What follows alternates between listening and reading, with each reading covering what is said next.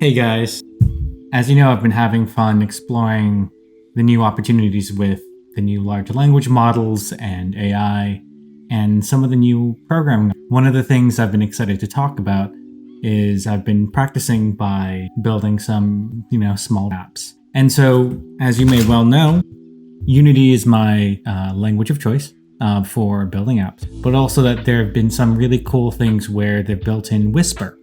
So Meta's recent large language model for converting speech to text, and it's really quite cool. And so I wanted to share with you and seek your feedback.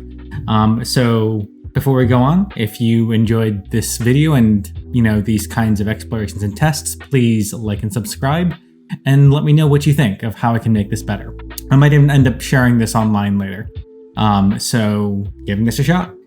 So what we have is a app. Right now it's running on an iPad, and coming from the Northeast, I tend to speak pretty quickly. So I wanted to work on slowing down my speech, especially during public speaking. So here's something to try. So I just tap start, and everything is run on premises. So there is no Wi-Fi needed to run this. And this will eventually, by every segment, count the number of words per utterance.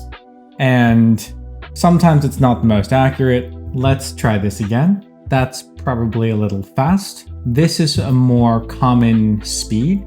The recommendation is somewhere between 140 to 180 words per minute, at least was the advised range. And so as I speak more slowly, this is me speaking more slowly. And you'll see that it advises you that this may be too slow or that I'm mumbling.